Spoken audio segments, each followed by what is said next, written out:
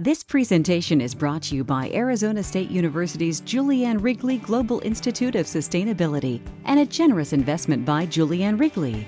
Wrigley Lecture Series. World-renowned thinkers and problem solvers engage the community in dialogues to address sustainability challenges.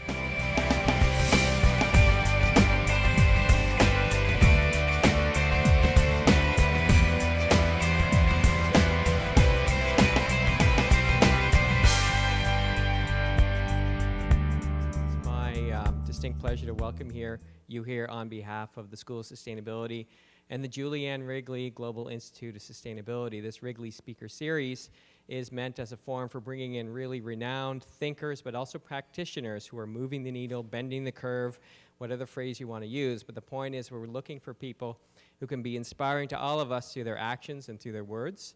And one person who's been very inspiring to all of us through her actions and her words, who's a very special guest, I think maybe for one of the first times ever, we actually have Julie Wrigley at a Wrigley Speaker Series. So it's my pleasure. Please put your hands together for our wonderful and great individual who's meant so much to the school and the Institute, Julianne Wrigley.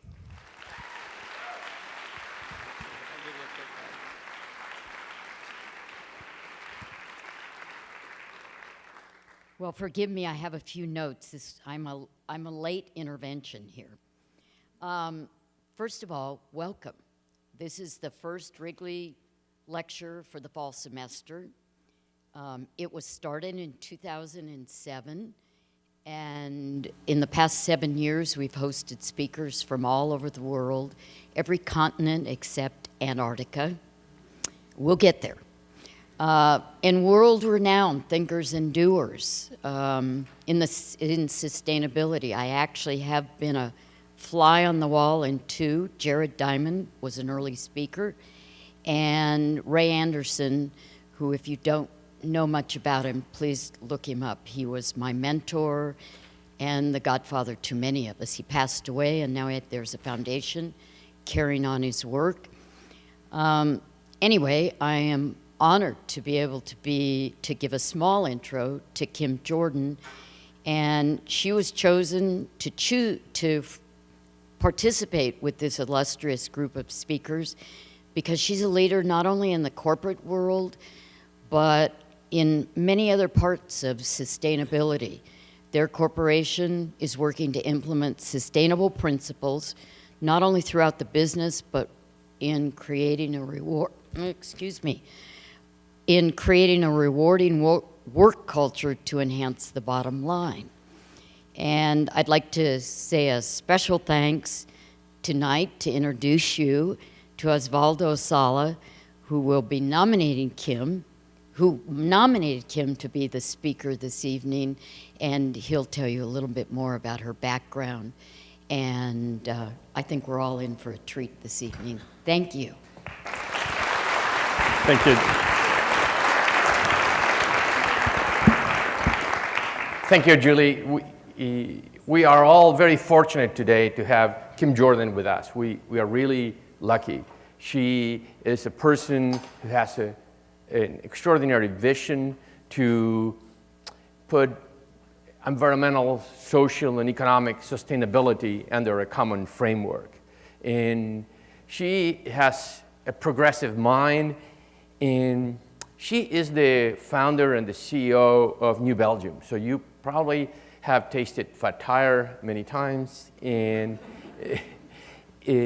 so she's an extraordinary leader. And she has received numerous awards from the 2003 Beer Executive Prize to Oxford University in the UK, who gave her an award. She is in numerous committees. She is part of the scientific board of our sister institution in Colorado State University School of Global Environmental Sustainability. She is part of the Colorado Governor on Renewable Energy. She's an extraordinary person. I'm not going to use more of your time with her. So, Kim, thank you very, very much for being with us, and you're welcome.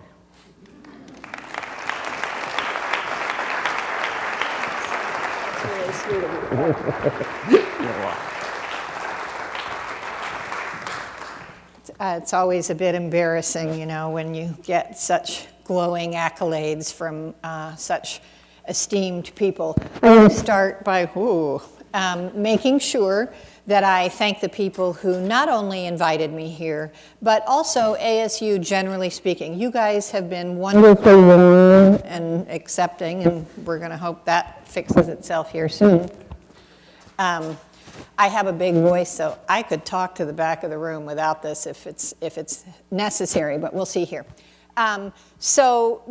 Lauren and Leslie and Cassie and Maggie and Osvaldo and Dean Boone and of course, last but certainly not least, maybe she and I were talking about her height, maybe shortest, she was going to win shortest, Julie Wrigley. Thank you all so much, and thank you to you guys, because you could be doing a lot of things this evening, and I really appreciate it that you came to spend time with me. So I want to tell you a bit about New Belgium Brewing Company. I'm going to start by talking about kind of our history, how we got to where we are, what our practice entails, including open book management and employee ownership, high involvement culture, and the work that we do. And how that work has grown and what we've learned as we've gone along. First, I'm going to give you a little taste of who we are here. Back in 1991, people thought we were crazy to quit our day jobs and open New Belgium Brewing. They said Fat Tire was a weird name for a beer. And being 100% employee-owned and environmentally conscious would never work. The world is full of people who like to say, you can't do that.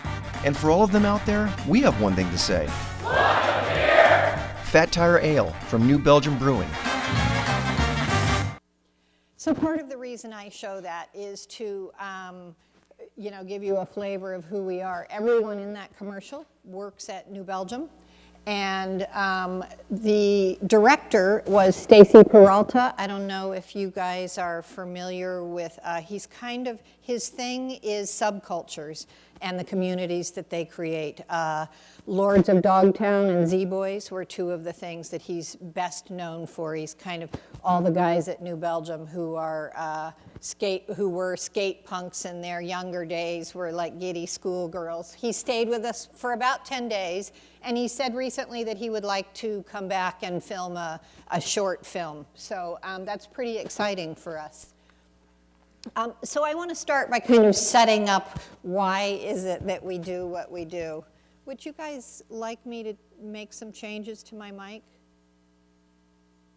No? Okay. Okay. You're just going to have this weird thing. You're going to think you're drinking beer even though you're not because of the way I sound here. So at New Belgium, we think that business is perhaps the perfect vehicle for change both socially and environmentally in the world. There are great concentrations of material resources, enthusiasm, intellectual vitality, and not to mention heart in the world of business. We have intractable social issues, intractable environmental issues. They're big issues, and we think that business has a really strong role to play in this process. So, as long as we are not sort of ignoring our externalities and we're solely focused on the bottom line, we think that the work that we can do really adds to the body of knowledge. And also, Julie talked about doing, the doing of things that need to be done so that we can make change in the world. At New Belgium, we think these three things, people, planet, and profit, are interlinked. So we're successful not in spite of these three things, but because of them. In order for us to be successful with our coworkers, we also need to be sure that our strategy involves profits, and it also involves how we show up in terms of our impact on the planet. And those three things are tightly interwoven, and we're very comfortable with that because we think that they work in sync with one another, and the grouping of the three is what makes the whole the most strong. I'll use sustainable business role model, triple bottom line, the 3 Ps of people, planet, profits, and all of those are essentially ways that I express the practice that we have at New Belgium. In the last, say, 25, 30 years, there are a lot of business people who have come to this happy realization that they have companies who create profits and they can use those profits to make the kind of change that I've been talking about. You think about Yvon Chouinard of Patagonia, Gary Hirschfield of Stonyfield Farms, Gary Erickson of Cliff Bar, people who have said, you know, I come from the 60s, I'm really interested in this notion of social responsibility and environmental calculation to make sure that I'm really taking this into account in terms of my bottom line. So it was natural for us to move into this space and to really think about how we could be role models in this regard. I think a really interesting one that Julie mentioned is Ray Anderson, because if you never met Ray or saw him speak, he is the perfect epitome of the lovely Southern gentleman who just stepped off of the golf course. And you would never see immediately at first blush that this was a man who had a life-changing event about the impact of his business, which is carpet. And you think carpet, you know, whatever. But when you think about the miles and miles of carpet in the world, a fairly toxic manufacturing process, he had an epiphany about how his business impacted the world. And he set about some serious work to make change. So I kind of started with the hippie side of the equation, if you will. But, you know, clearly there are lots of people in business who are saying that this matters to me. So at New Belgium, my dear husband, Jeff Liebisch, and I started the brewery in the basement of our house. And I would say that that was probably, you know, half of the square footage of the stage up here. It's one of those classic American success stories. It always is a tiny bit embarrassing for me because we took a second mortgage out on our house. We maxed out all of our credit cards. I was a social worker. Jeff was an electrical engineer. They do not send social workers things in the mail that say, you have been pre-approved for a $10,000 line of credit. But in those days, in 1991, they did send those to engineers, and we filled all of those suckers out. And so I used to give a speech that was called Visa Has Been Very Good to Me, because that was really how we capitalized our business between the second mortgage and we are New Belgium Brewing Company for 2 reasons. One, Jeff took a bike trip through Europe and tasted a lot of beers in Belgium that he really loved, and he really, you know, began to understand that Belgium has a rich brewing heritage. Beer is to Belgium what wine is to France. It's very regionalized and specialized, and they take a great deal of pride in their brewing heritage. So he came back to the U.S., we started dating. He made a beer that he called Fat Tire, which is, at that time, was a nickname for a mountain bike. And he made it as a home brewer.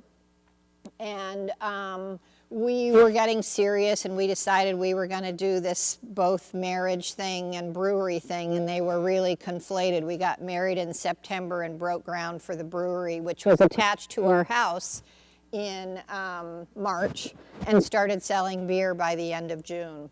So, so we were the first brewery in the United States to specialize in those styles. In fact, for the first 3 years that we sold beer at the Great American Beer Festival, took beer there for judging, our beers weren't judged because they didn't have any categories for Belgian beers. So I'm sure they were part of the great staff after party that they have, but there was no judging involved there. But before Jeff and I ever made a barrel of beer, we went on a hike in Rocky Mountain National Park to talk about what this baby company was going to mean to us. This is the social worker side of the equation. Jeff was very good at devising recipes and building equipment. But I said, well, I just have this feeling it's going to be really important that we kind of get some clarity and alignment between us about what's going to matter to us. So we went on this hike, and we said we were going to produce world-class beers, and we were going to promote beer culture, and we were going to be environmental stewards, and we were going to have fun. And when you think about that, we had not yet even made any beer, and we were going to produce world-class beer. And that's sort of ridiculous in some ways, except that, you know what? We will produce world-class beer. And this is one of those lessons about you sort of have to decide what's going to matter to you in order to get where it is that you want to go. And so this codifying what we stand for and using it as our map as we pioneered our way through the business and beer landscape has been absolutely rock solid fundamental to who we are.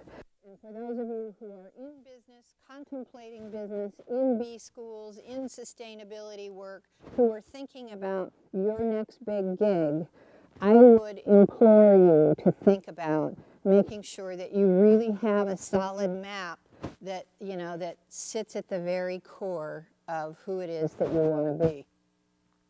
You'll notice in this, however, that there's nothing about our customers and there's nothing about our coworkers. That's because at this point we didn't have customers or coworkers, and it didn't occur to us, I'm embarrassed to say, that maybe we ought to be thinking a little more broadly about people that we were going to be interacting with in the future. But this is what really informed who we are, especially in 1991. That hike in Rocky Mountain National Park was our first retreat. It was just Jeff and me. Since then, we've had a retreat every year with all of our coworkers. I have a couple of my coworkers here in front, and we had a retreat in the beginning of September. All 580 of us, we are masters of the clipboard because they're always outside, and we have different groups that you go to. The board gets together, and then our management group is called missionaries, and we talk about, you know, what are the things that we really want to hear about from our coworkers in the coming year. Because we practice at New Belgium what we call open book management and high involvement culture. In 1994, I read a book by another kind of mentor and pioneer, Jack Stack, who is the father of the open book management movement. And what his company manufactures is absolutely not sexy at all. They recondition diesel engines and spring parts and that kind of thing for trucks in Springfield, Missouri. It's called Springfield Way Manufacturing. But years ago, he came up with this notion that if you work with your coworkers to really make transparent the game of business, you know, that there is real power in that. And I read this book in 94, 95, and I thought, I don't know, you know, it's Jeff and me that own this. We had given a 10% pot of equity to one of our coworkers, kind of sweat equity, because he was the reason that Jeff and I could go on the same vacation. So I gave everyone a little quiz at our retreat. I said, we took in $100 in revenue, and we had to buy raw materials, how much we had to pay for labor, how much all the other things that a business has to have was kind of the third line item. How much did we spend there? And thus, how much money do we have left over? And the average answer was that we had $60 of that $100 left over. And when I speak to business groups and I say that, they all start laughing and slapping their thighs, because if you are, you know, looking at a P&L very regularly, you know that a 60% net profit is something you would nearly kill for. So So the learning for me was that the stories that they're telling one another about what's going on in this business are much more exciting than the reality of the thing. And so we kind of just ran and jumped off the open book management cliff. And we're a manufacturer, so we have a wide swath of from semi-skilled labor all the way through PhDs in microbiology. And we started working on financial literacy and really asking people to be a part of the business of running the business. So we went along doing that, and then I heard someone speak about employee ownership, and they said, you know, opening the books to employees but not giving them any equity is a bit like inviting them to smell the dinner but not letting them eat. And I had been thinking about that notion of broadly dispersed equity, and for me that was kind of like a punch in the gut and really did not suit my kind of liberal leanings. I was raised in a fairly liberal family and have a fairly prominent Quaker influence in my life, and that was another one of those jumping off points where I felt like it was going to be really important that we shared equity. So we started with a 10% pot of equity that was a deferred compensation plan. It was completely a gift from Jeff and me.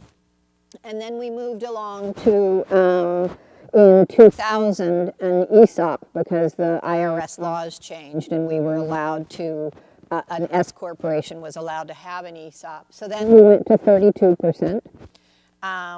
Jeff and I, the company and I bought Jeff's shares back from him. He had kind of not been involved in the company since about 2000.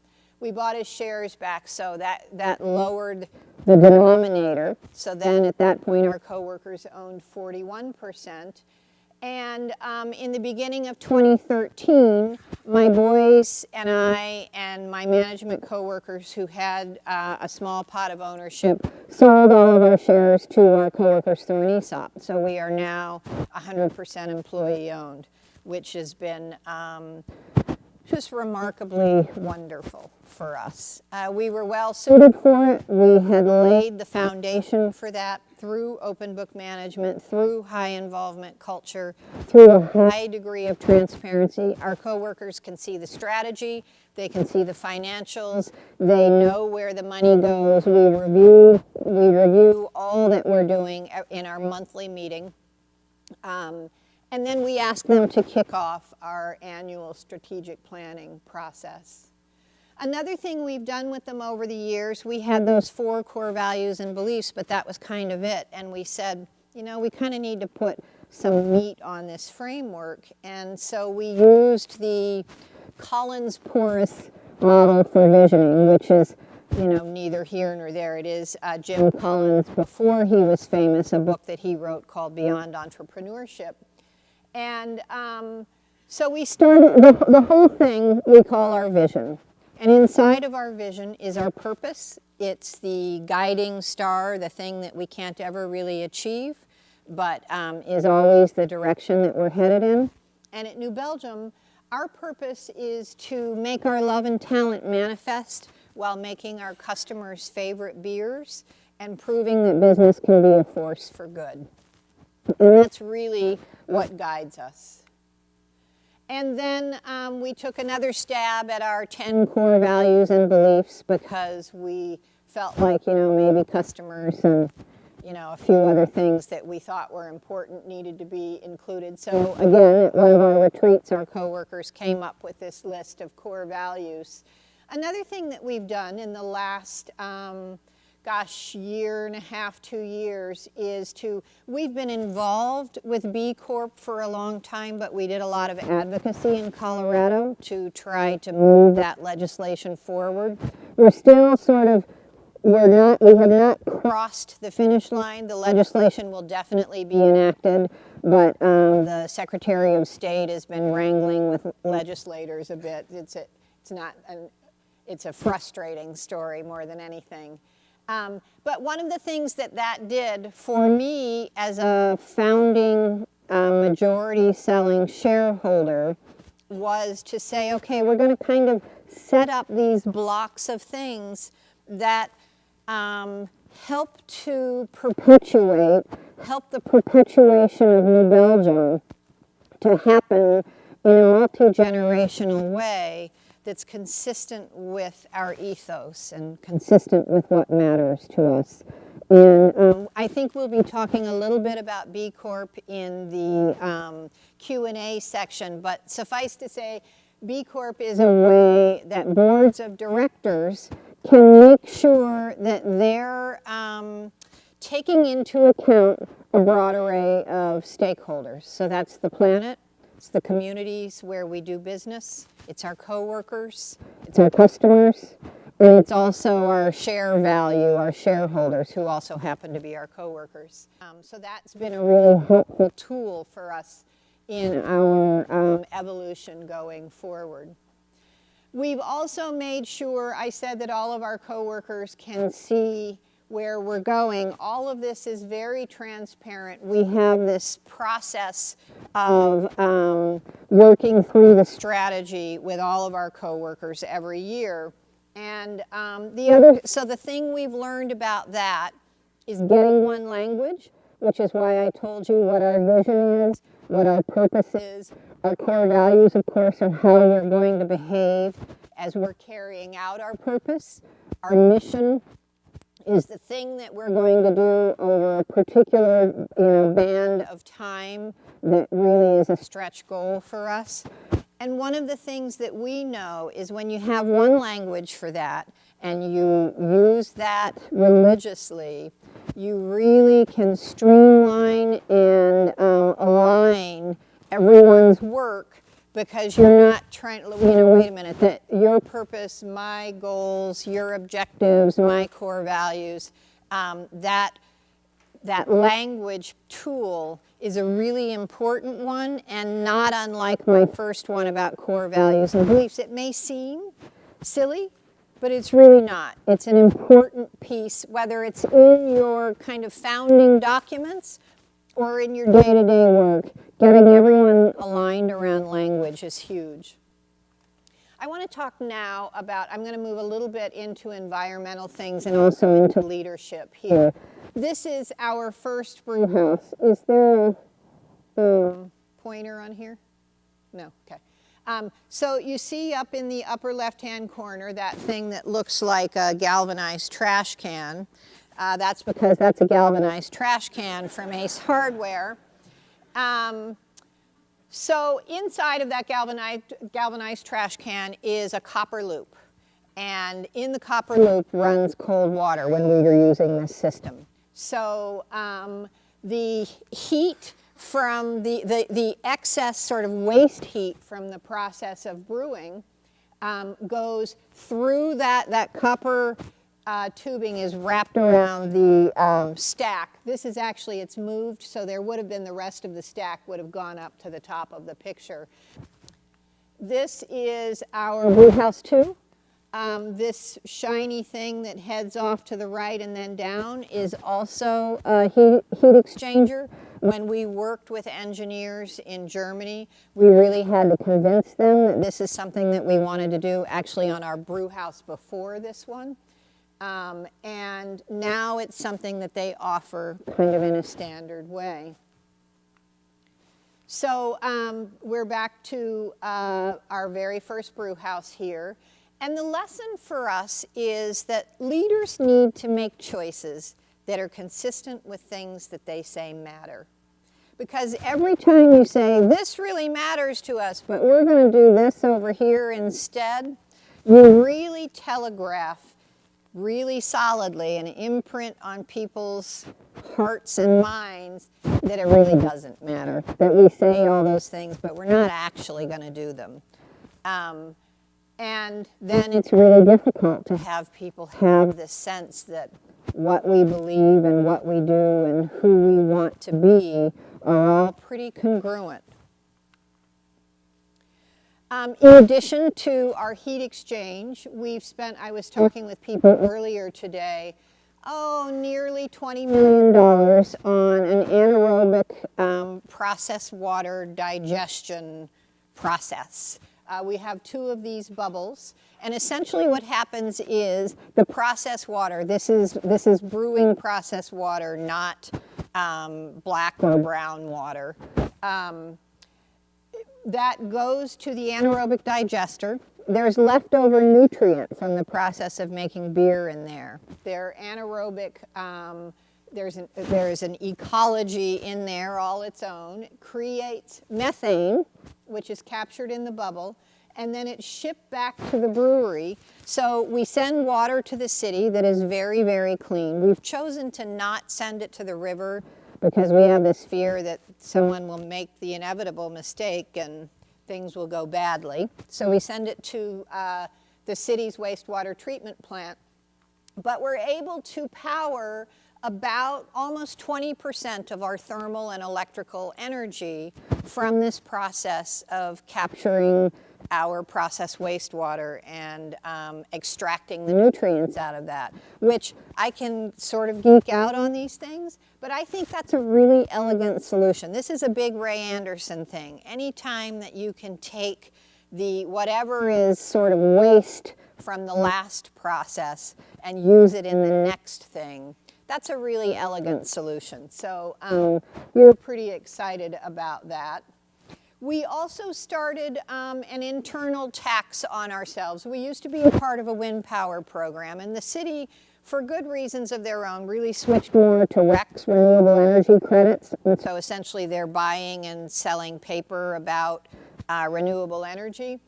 And we just thought, we weren't sure the quality of that was really with the intent that we wanted. So we take the money that we would have spent on that, which is a surcharge of about 1/3 the total cost of the energy. And we save it until we have enough.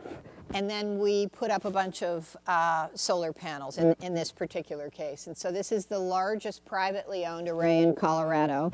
And we decided about a month ago that we're going to put up another one on another building.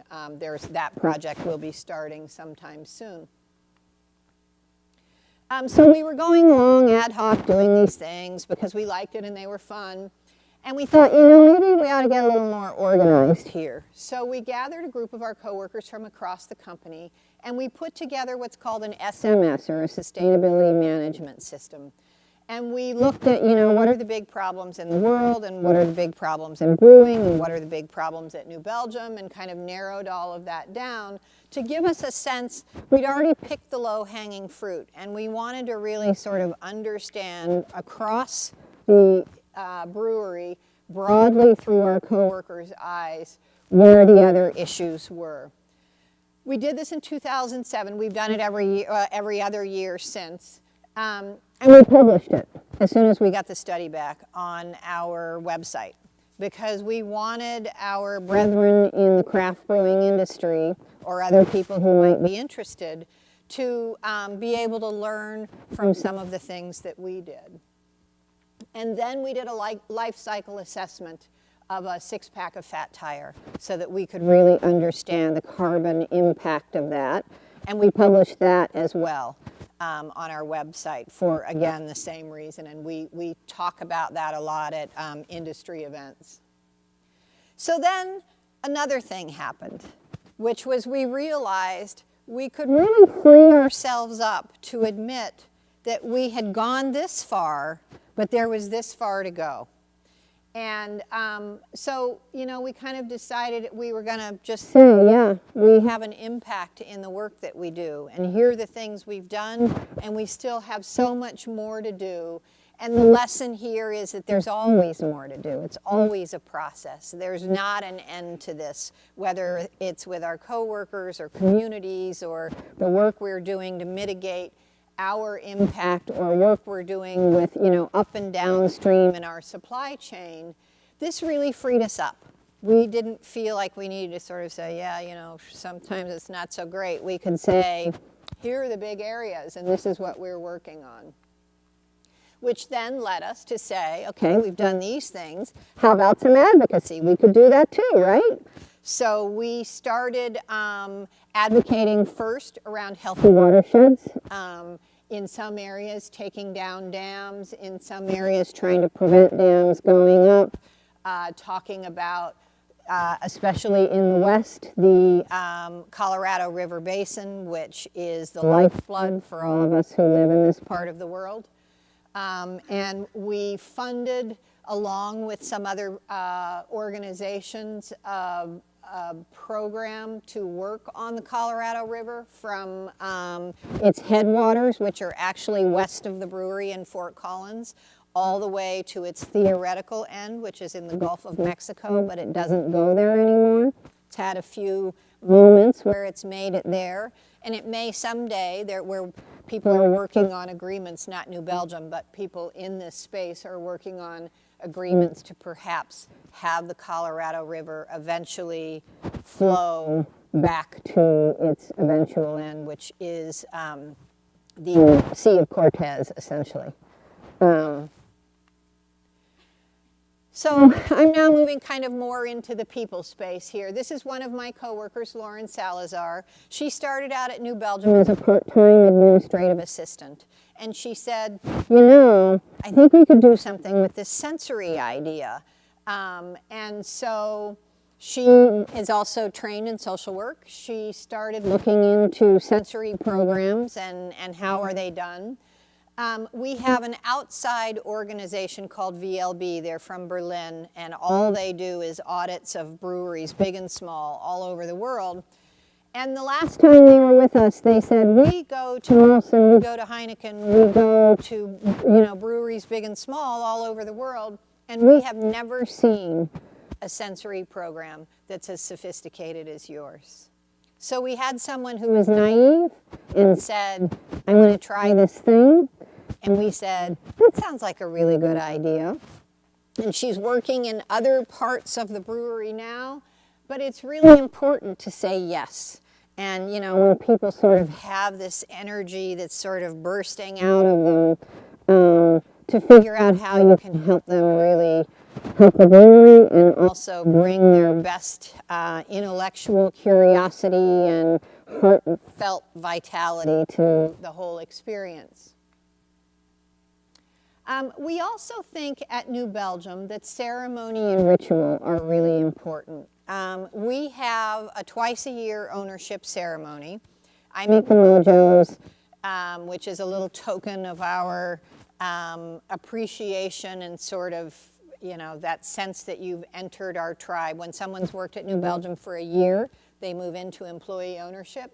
And we ask them to stand in front of their tribe and answer a question about what ownership means to them. There are 3 or 4 different kinds of questions, but they're all essentially in that vein. And then we break bread together, and I mean, we have lots of opportunity. So we have lots of opportunity to celebrate, and we think that ritual is the deep-rooted connection that's maybe the warp or the weft of the fabric of community. And so it's important to us that we make sure that we have new celebration, but also celebration that goes back to the old days. I'm going to come back to this one. No, actually, I'll go ahead and do this one. So I showed you a picture of Lauren earlier. She's now actually, she's also a master wood-aged and barrel-aged beer blender. Highly regarded for that skill around the world. And we started making wood-aged beer in 1997. We hired Peter Buchart, who is from Rodenbach Brewery. If you're a beer geek, that means something to you. World-renowned wood-aged and sour beers. He came in 96 and he said in 97, I think we should make wood beer. We said, that sounds like a really fun idea. Let's try that. And this is the thing we do. It's an ancient art form. It matters to us. We also make something here in the United States, and we employ people who want to work with their hands and their heads and their hearts. And this is another huge lesson for us, that we never want to lose sight of the thing that's central to who we are. This was the slide I was going to go to and then come back to that one. I was talking about our ownership ceremony. So we do this thing, you know, and now we're getting bigger and there are 50 people at one of these, and some of them don't talk for 2 minutes, they talk for 20. And then you have the receiving line because we're big huggers and we're big criers at New Belgium. And so the whole thing was starting to take like hours and hours, half a day for the ownership ceremony. So someone came up with this. That is Tony Danza. Yep. I have no idea why Tony Danza is the dude, except that it's in reference to the song, you know, Hold Me Closer, Tony Danza. So now, rather than have a receiving line where everyone hugs and cries, and Tony Danza's great big arms come out and hugs all of us all at once. So the whole thing takes less time than it used to. I have no idea why we do this. I do. It makes sense. It makes sense mostly. But leaders need to be sure they say yes, because there are lots of opportunities to say, no, that's not my idea, that's not great, I don't, you know, Tony Danza, are you kidding me? And you miss the rich playfulness of life if you're not busy sort of letting, you know, your heartfelt joy just jump on out there and say yes. And we spend a lot of time in this thing that we call work. And if it can't feel, I told you that our purpose is to be loving and to make our love and talent manifest. The world needs more love and talent. And if you can't, you know, feel at work like the people you work with have your back and they care deeply about you, and you get to be your crazy self and come up with Tony Danza or the naming of trash cans or whatever, I think that's a problem. I think that's too bad. So when you're out there doing your thing, whatever it is, I think it's important to say yes and to, you know, sort of revel in the goodness of whatever it is that you're doing.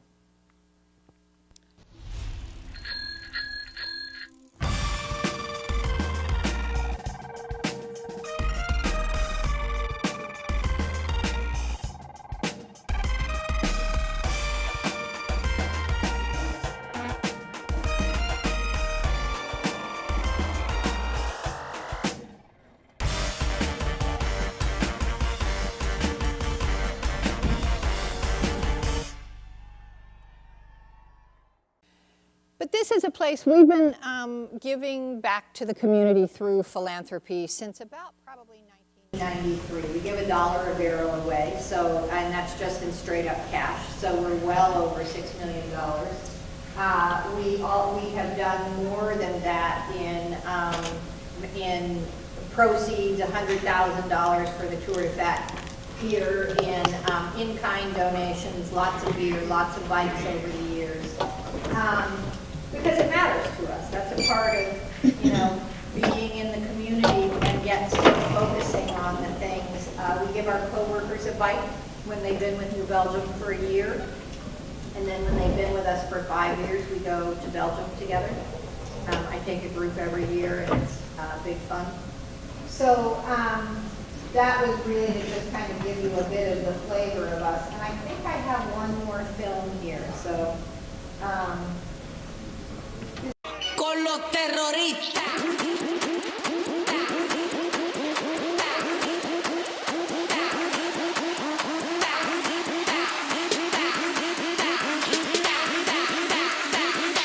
And do the Harlem Shake.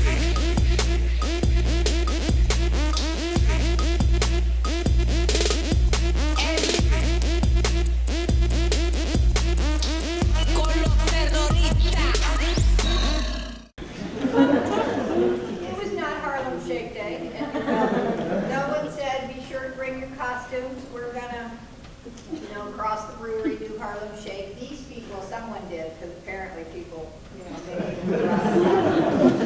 but this is again kind of one of those. You get opportunity to have fun and like, so, you know, I'm guessing probably a few hours went into the sum total of that for those folks, and I think that's fabulous. We work with a lot of people who are young because we're in an industry that, you know, attracts young people, and they want to have a life that's fun and isn't so sort of nose to the grindstone, and we're pretty okay with that at New Belgium. So the last lesson for us at New Belgium, kind of in conjunction with those, is we have a saying that our practice makes a splash, and events like this create ripples, or, you know, advocating or telling our story. And so we think it's important to make ripples, and we also know that if it's not fun, it's probably not all that sustainable. I would leave you kind of the last chapter in our story so far, and it's a nascent chapter, so we'll see where it goes. I'm really interested in the notion of regenerative capitalism, and so my boys and I took half of the proceeds of this first tranche of the sale of the company to our coworkers, and we will take subsequent tranches as well, and started a family foundation where we will be investing in businesses who may want to do the kinds of things that we want to do, that are particularly focused on sustainable and local food systems, on livable, likable, walkable communities, and on renewable energy. I blanked out there for a minute, sorry. On renewable energy. And so, you know, it will be a combination of straight up check writing, grant making philanthropy, as well as investing in these kinds of businesses, because we're really interested to see how can we take what we've done and see that kind of thinking in some other organizations. And it's closely tied with New Belgium in terms of our awareness of what we're doing and the work that we do together. And we've said yes to that, and we're excited to see where it goes. So on behalf of my 580 New Belgium coworkers, I thank you very much for your time, and I'm excited to be able to answer some questions and hear what you're thinking about. Thank you very much.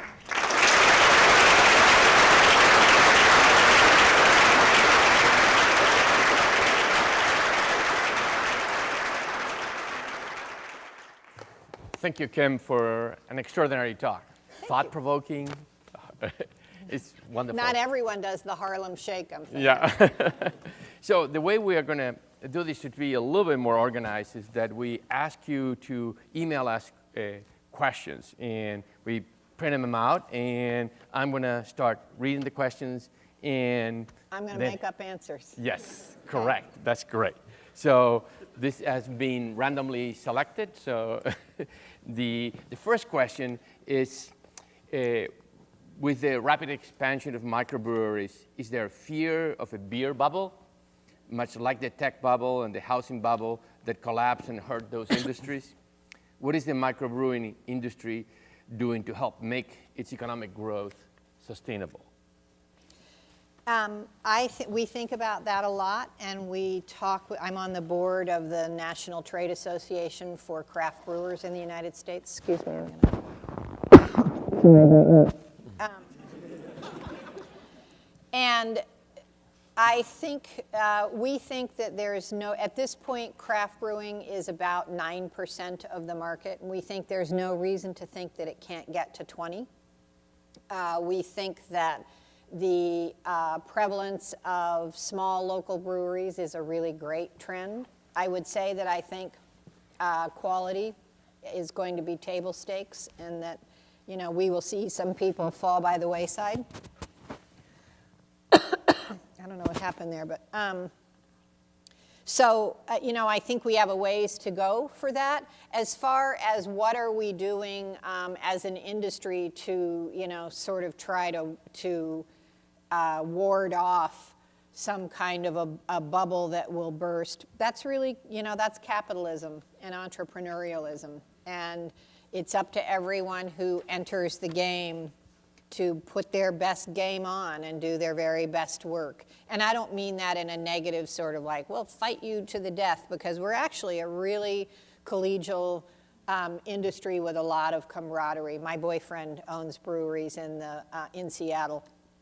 And we spend a lot of time with brewers, going on vacation, getting together to drink all kinds of crazy beers. So it's a great industry. Our one, I think, concern among those of us who are a bit older is that new entrants will sort of lose sight of that notion of camaraderie. And I think it's a really, beer drinkers like us because we're fun and we like one another, and it's a friendly, beer is friendly. And I think it's going to be really important that we never lose sight of that. So we'll go to the next question, is regarding New Belgium's status as a certified B Corporation. And it was recently announced that Arizona businesses will have the opportunity to be incorporated and certified as B Corporations starting in January 2015. New Belgium is clearly using business as a force for good. I'm hoping that you can tell us a little bit about the process of becoming a B Corporation as well as the benefits of getting certified. Sure. There are two pieces to B. One is B Lab, which is I want to go through your process of measuring my company. And I want to tell you about what I'm doing with coworkers and the environment and political advocacy and social justice and the whole gamut of sort of progressive business practices. And you can do that with B Lab, and they will, kind of measure your business and kind of certify it in that way. The other part is B Corporation, which requires that the Secretary of State of each state says, yes, we'll allow this status to come forward. We've been involved with B Lab for a number of years and started to work with other people in the state on B Corp certification.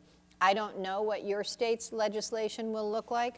I'll tell you, in our state, the Colorado Bar Association had their own ideas of what this should be, and they said, we're going to have a specific benefit corporation legislation, which means I'm going to use an outrageous example.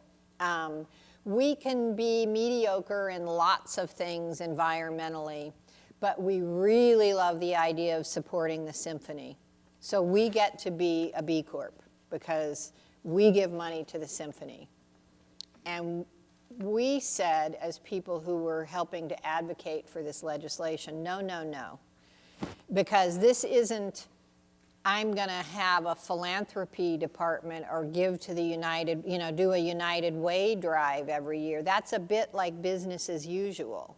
We're trying to be disruptive in terms of how boards of directors look at this issue of, of helping to make an impact across a broad spectrum of issues.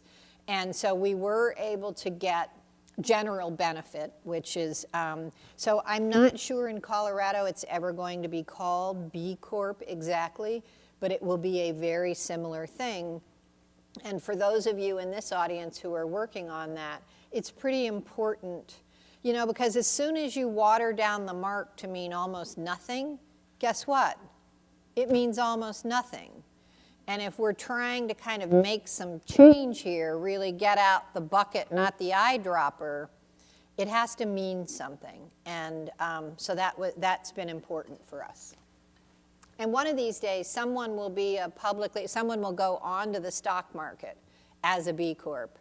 I'm guessing it'll happen in the next 6 months, and that's going to be really fun to watch. Why? Yes, no. You know what? I'll be watching. Okay. So the next question is, can you provide advice to women working as entrepreneurs in male-dominated fields? Yeah, that's a tough one.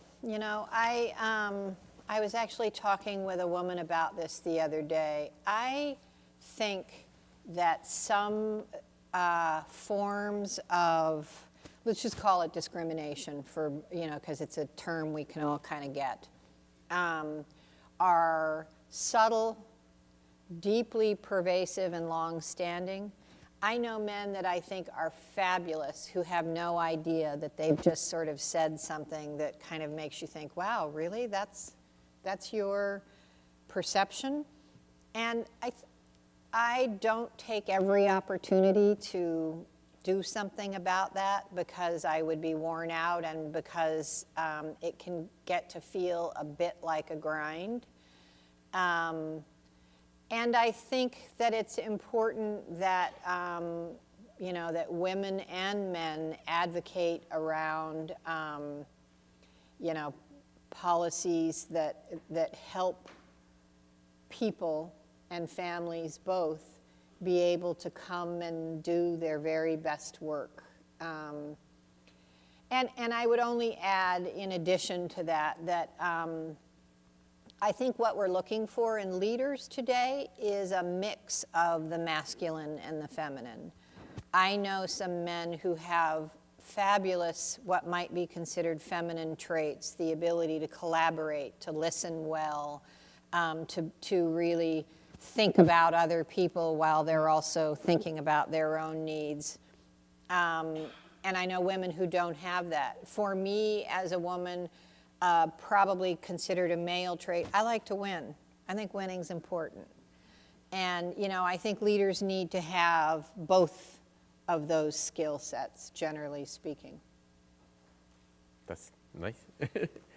So this is a more open question. What is the most surprising or unsuspecting fact about microbrewing or beer production that an average person would know?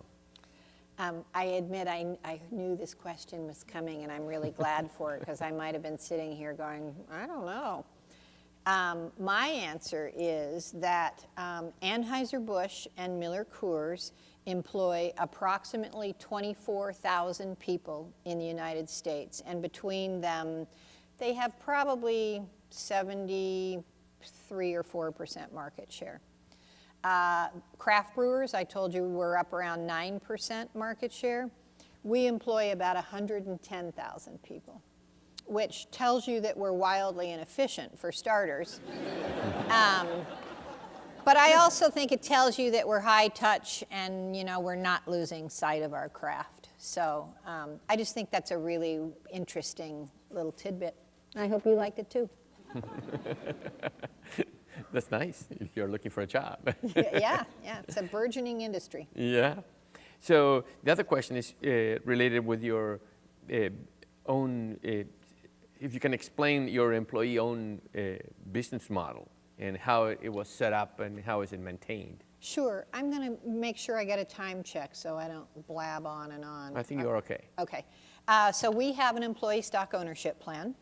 That is overseen by the Department of Labor. And if you think the IRS is something to tangle with, you should try the Department of Labor, because they make the IRS look like pussycats over there.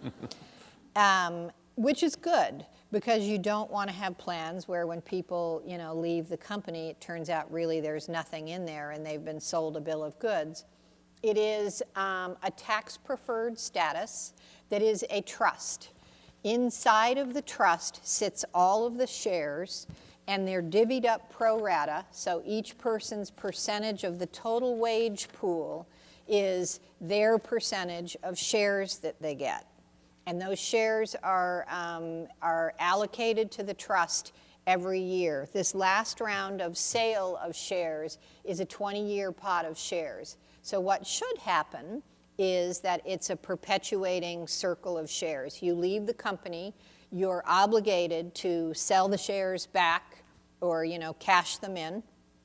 And so then someone else later gets those. Your basis is the share value when you started, the share value now minus the share value when you started. And every year we have a trustee. She's from Chicago. She comes to our retreat every year or every other year to tell us what she thinks is going on. But every year she orders a valuation. and a company comes out under her supervision and values New Belgium so that we can set a share price every year. We do what's called a repurchase obligation. So we look at, you know, okay, actuarially, how much do we need to be sure that we keep on hand for, say, the next 5 years to make sure that we can pay everyone who's leaving New Belgium? It is a tax-preferred status, which means that New Belgium doesn't pay corporate income tax. Each one of those shareholders, account holders in the trust, will pay income tax when they get those shares out of the trust into their own wealth, you know, under their own control of wealth. They own the wealth, they own the shares. It's not like it's make-believe. But until they leave, they don't get those shares. But that's where the taxable event happens. So part of what we're able to do with that is use that money in part to help fund this. It's only a fraction of what funds the shares, but it's a way that the IRS and the Department of Labor looked at trying to make sure that more people in America retired with some wealth. Because right now, I think the latest statistics are something like only 10% of the population will have enough wealth in retirement to be able to live until the end of their days, which is kind of alarming when you think about it. So, Are there shareholders besides your employees? No, the only way you can do that way is to be 100% employee-owned. So it's not traded in? No other shareholders. They're all in the company, these two and me. So we have another, we have time for a few more questions here. What does the future hold for New Belgium? As a leader in sustainability, are there other initiatives or ideas you have in store? Yeah. Well, we are building a brewery in Asheville, North Carolina. So that's a $140 million project. Woohoo!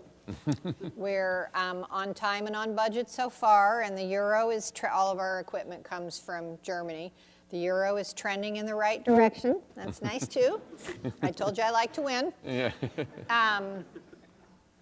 And one of the things that I think is really compelling that I've been toying with is this notion of sort of a cooperative, although I don't mean that in the legal sort of corporate structure sense of the word, but having a group of breweries across the United States that use one another's capacity, that maybe are co-owned among them, that have a similar kind of ethos for sustainability writ large and broadly.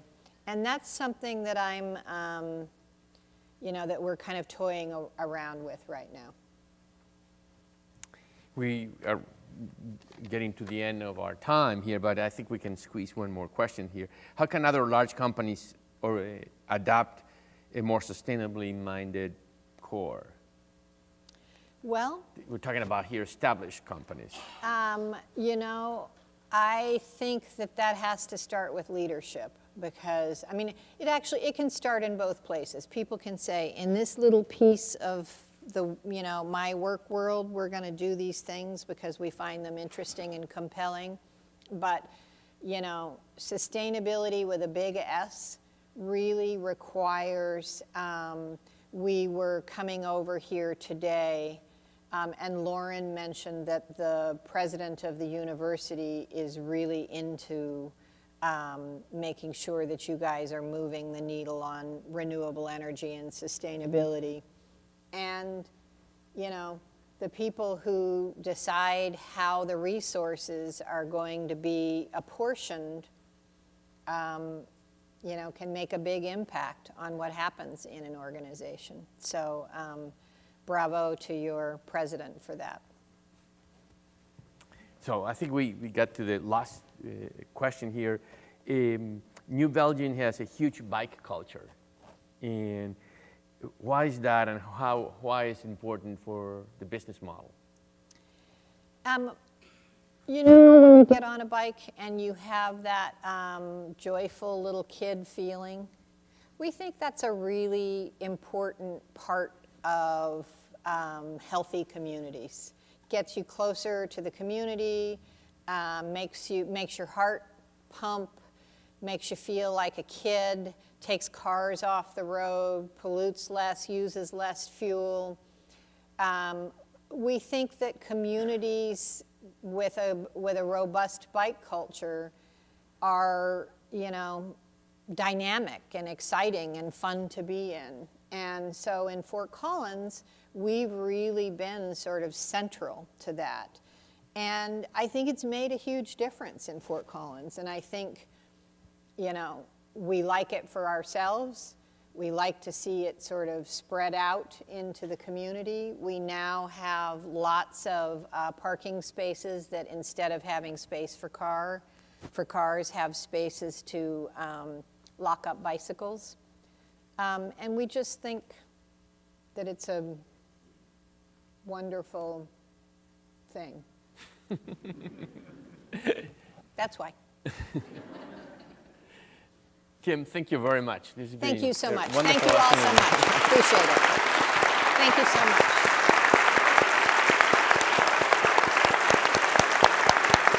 Thank you. Thanks so much. This presentation is brought to you by Arizona State University's Julianne Wrigley Global Institute of Sustainability for educational and non-commercial use only.